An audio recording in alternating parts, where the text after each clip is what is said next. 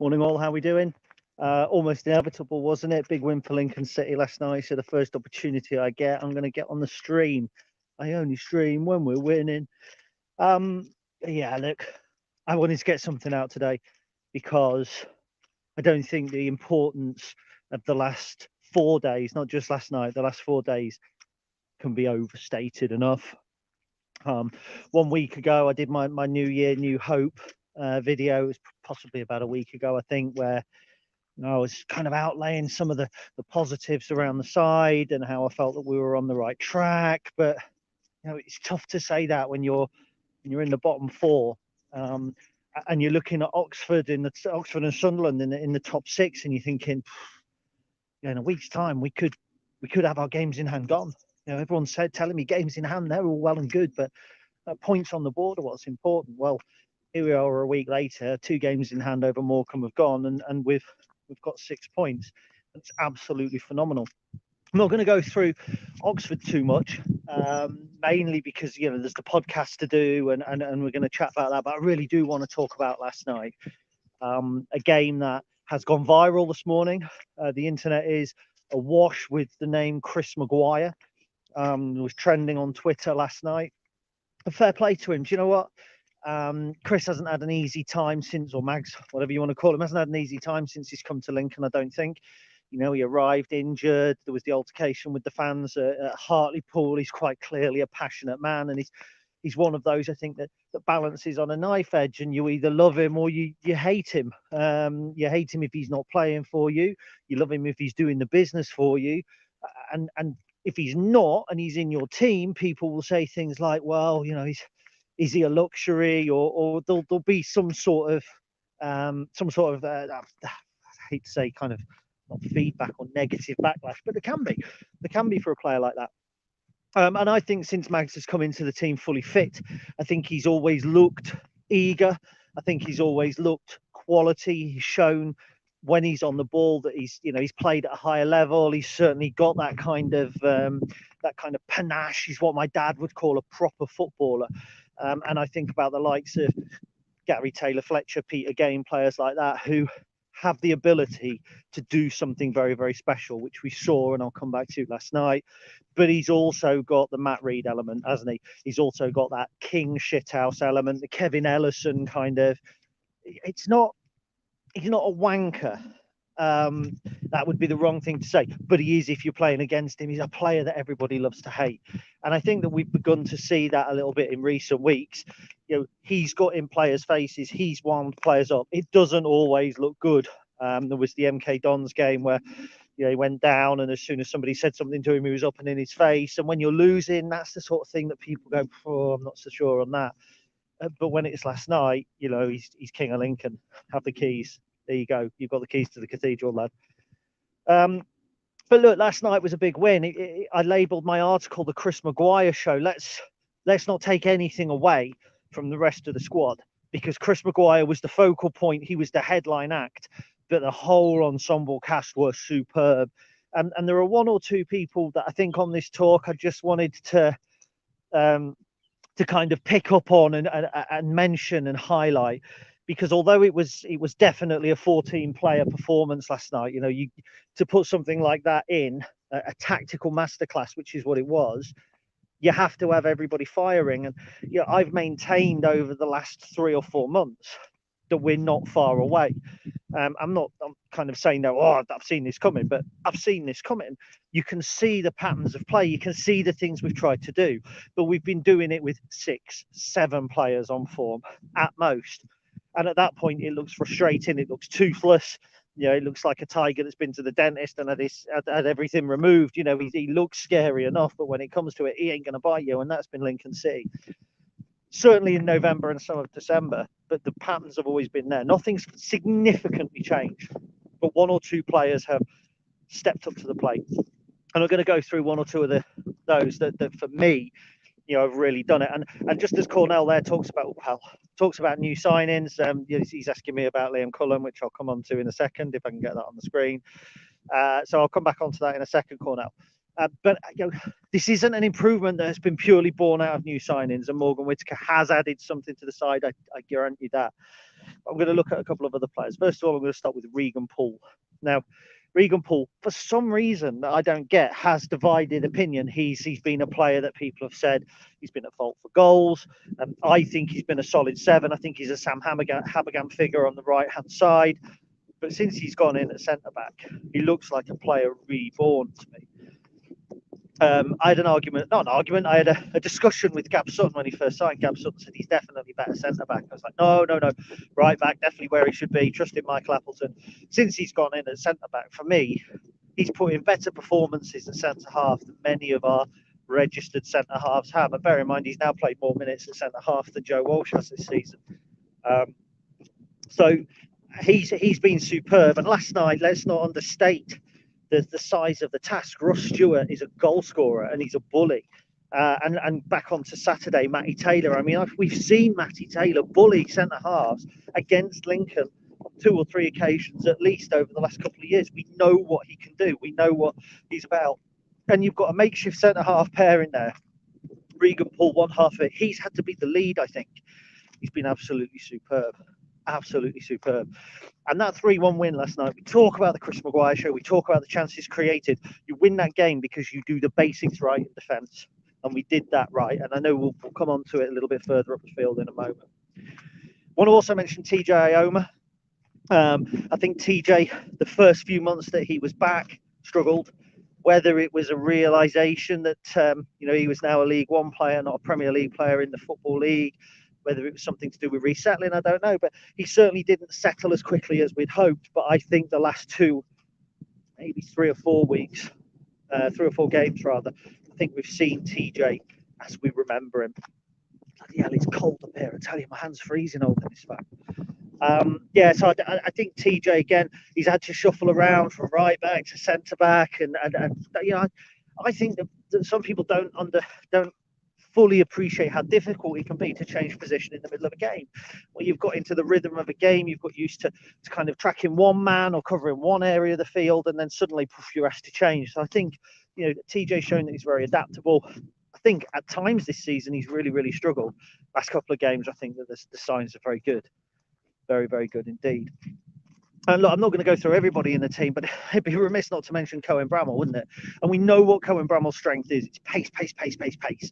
He's not technically the best player that we've got. Sometimes his decision making in the final third has let him down.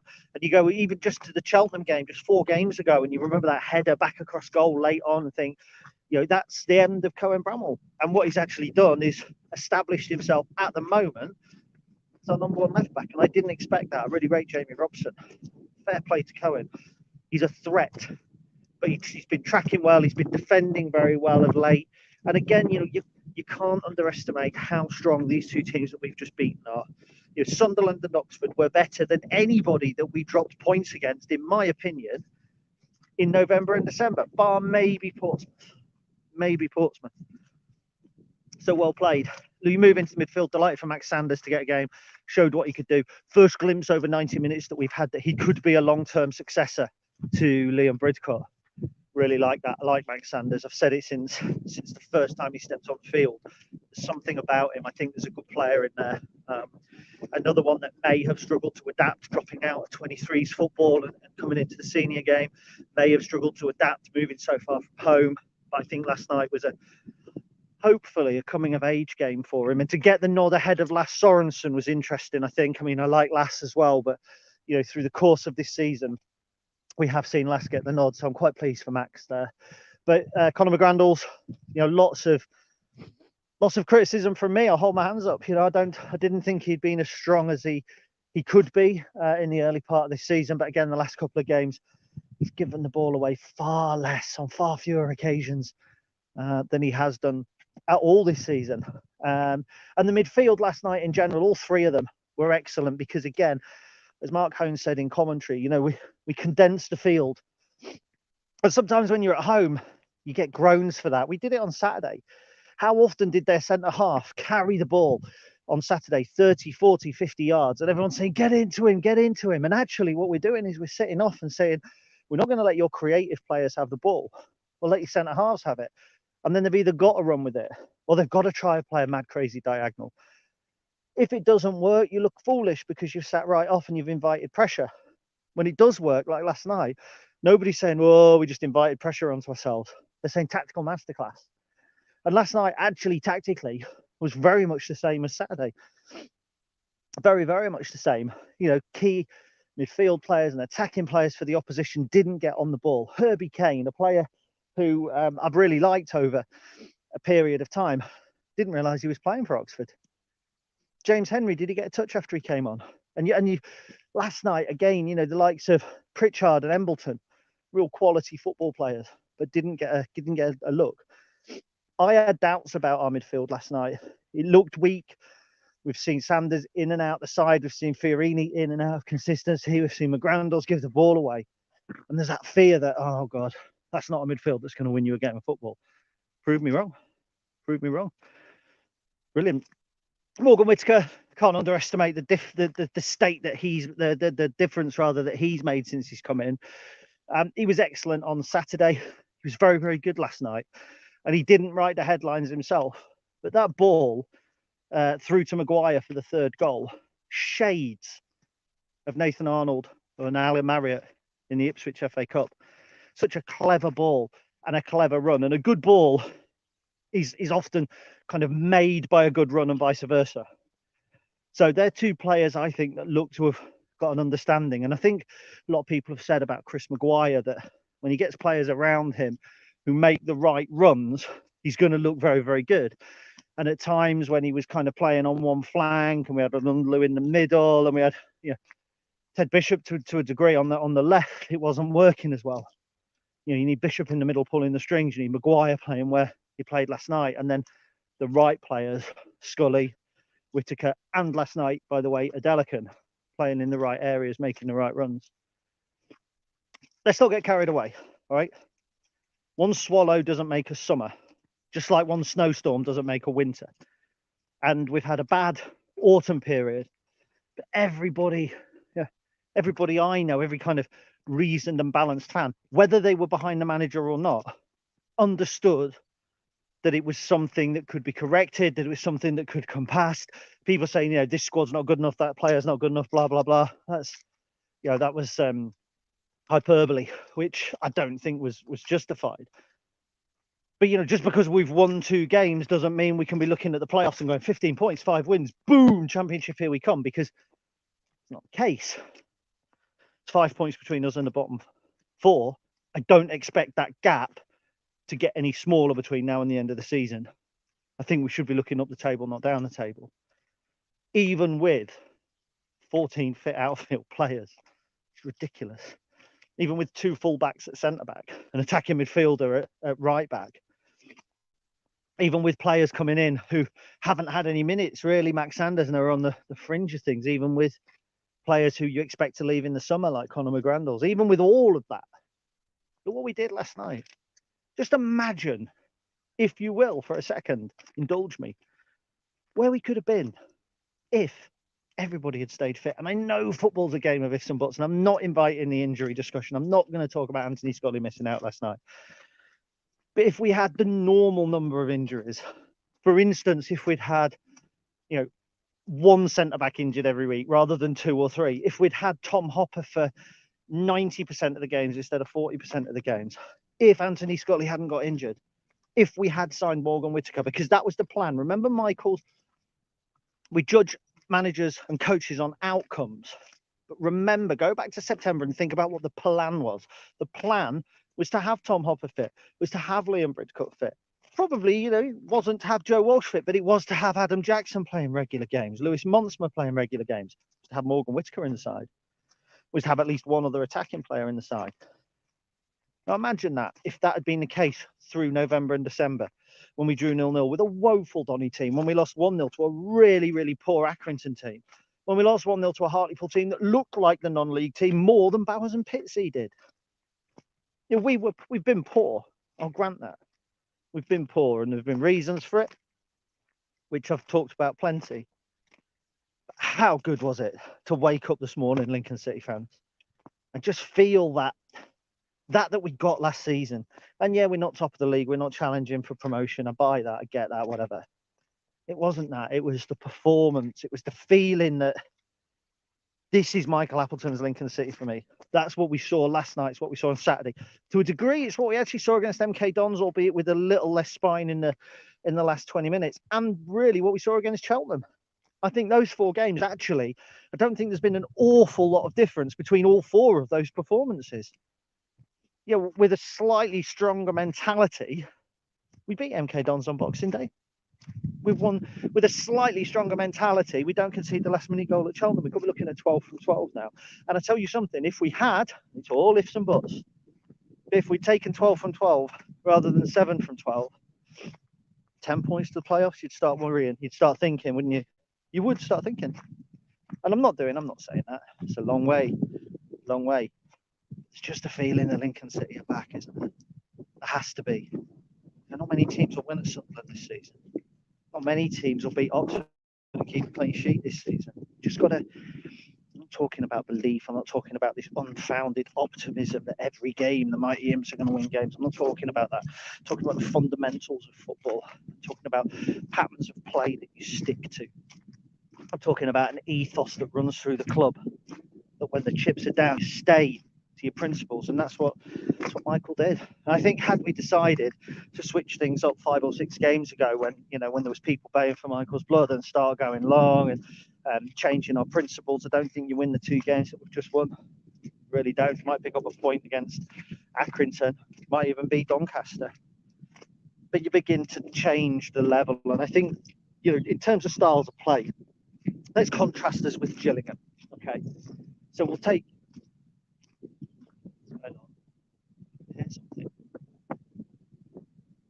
Okay, yeah, there's a car coming. Right, I might just have to end the broadcast now, I'm afraid, because there is a car coming. Just bear with me 1 second. Charlie, come here. We'll go this way. Hang on. Yes.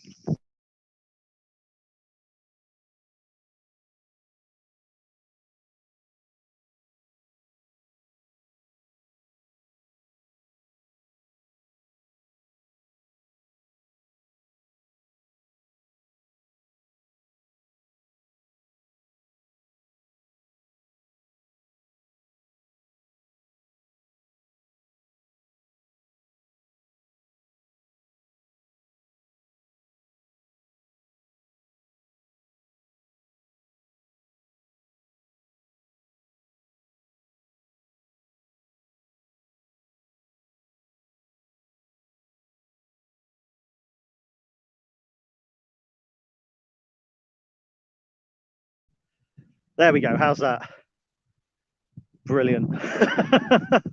Yeah, I'll tell you what's happening. There's somebody in a field with some dogs, and Charlie has decided that he wants to go and see the dogs. And unfortunately, no, come on.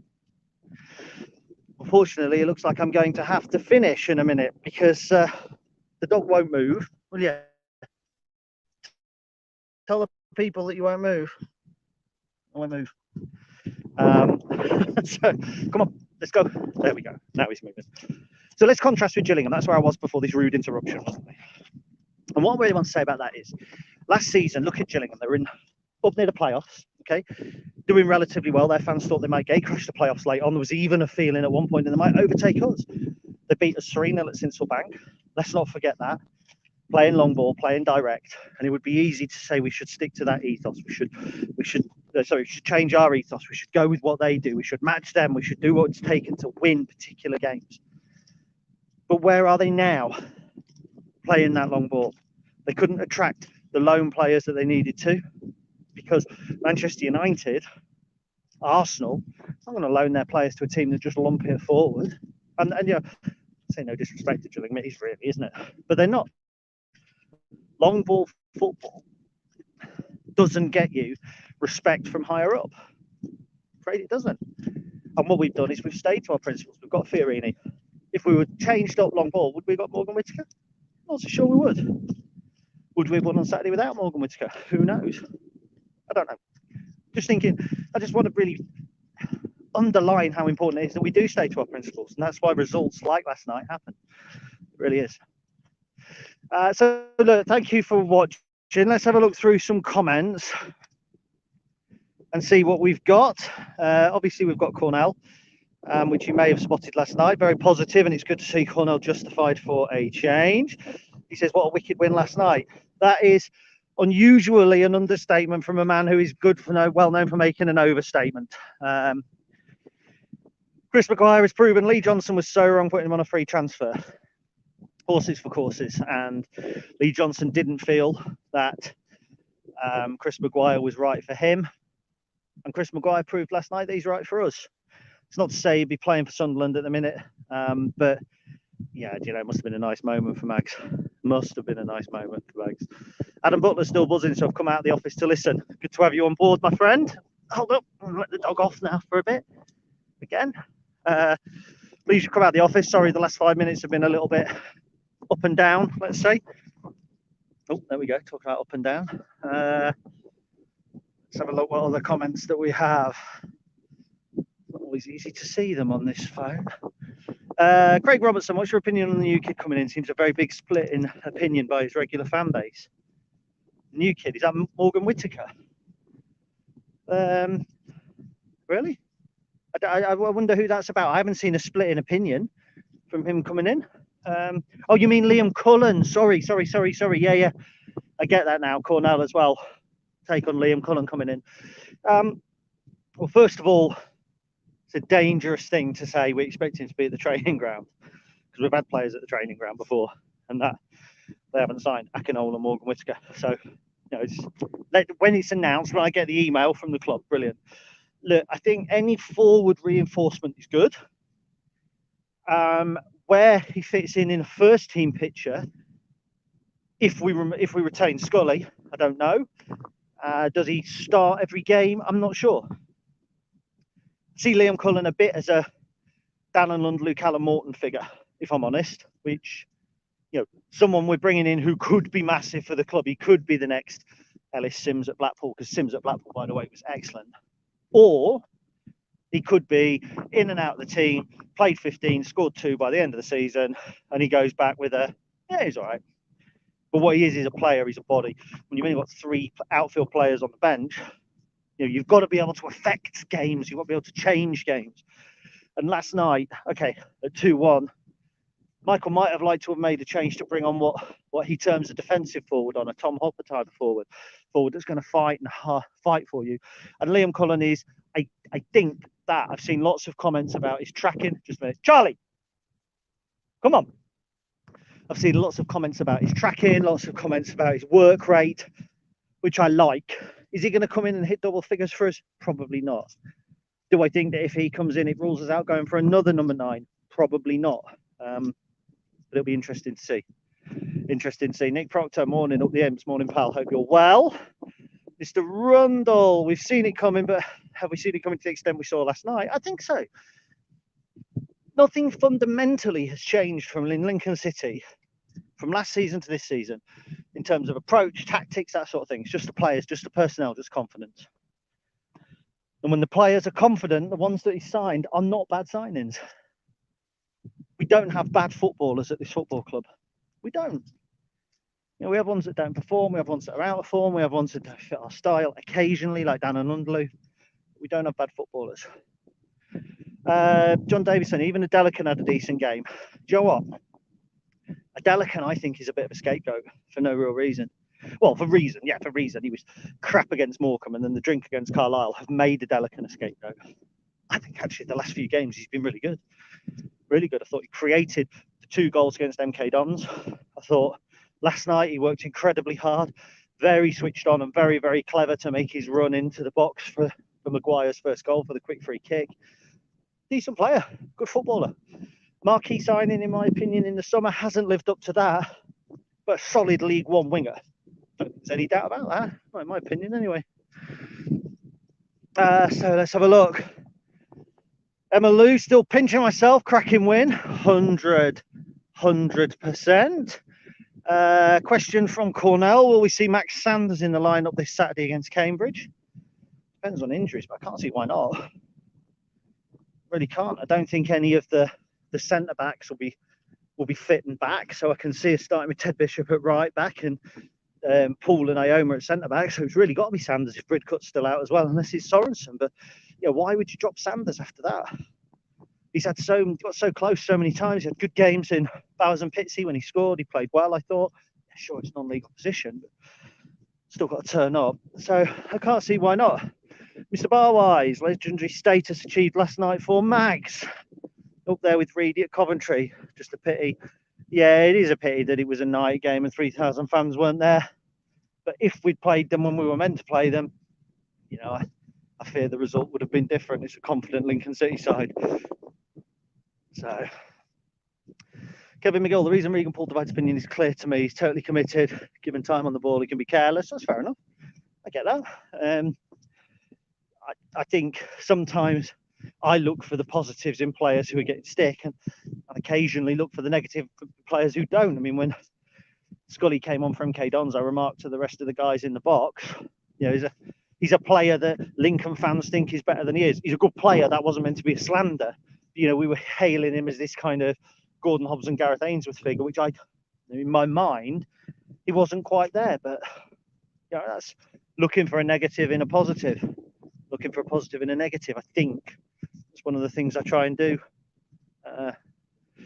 Anyway, Adam Barlow, what's your view on the Bridcut situation? Looks like we can't rely on it for more than 20 games, sadly, and it's enough.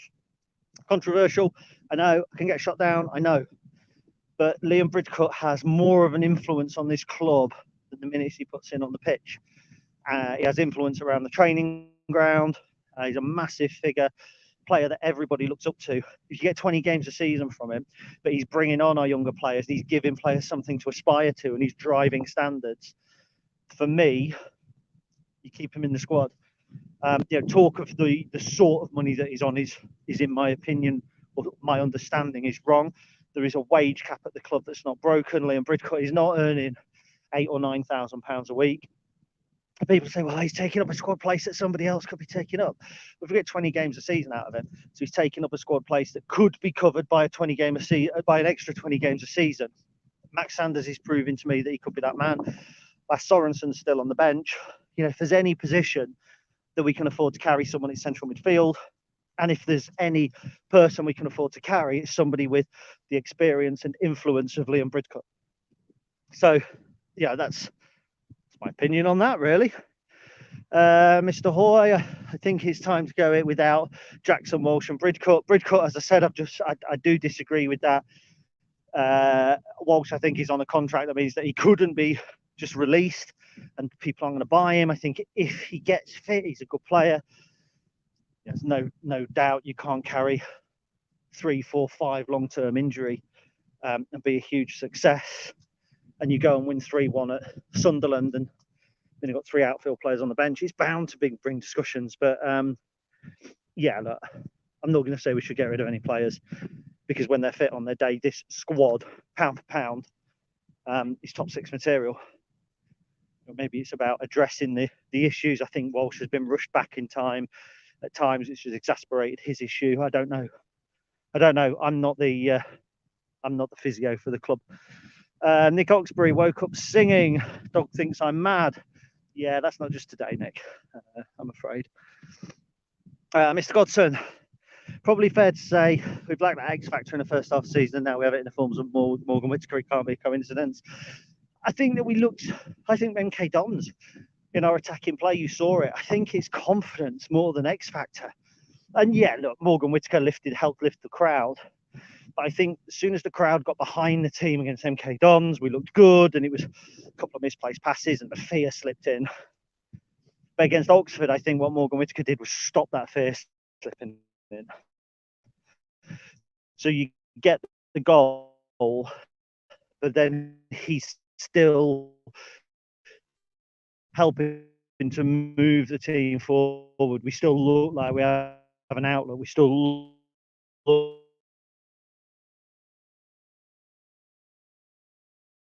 like a scoring at Cheltenham. Get that monkey off your back. Get that goal. And as soon as we've got that goal, as soon as we've got the lead against Cheltenham, for me, everything's changed since then. And I know that some things have taken longer to change than others, like the back four. I just think everything changed on that goal. So let's have a look. Eddie Harrison already carried away, had 6 pints on Saturday instead of the usual 2. There we go. Steady Eddie. Lots and lots from Cornell. I can't put all of yours on, Cornell, but thank you for your input.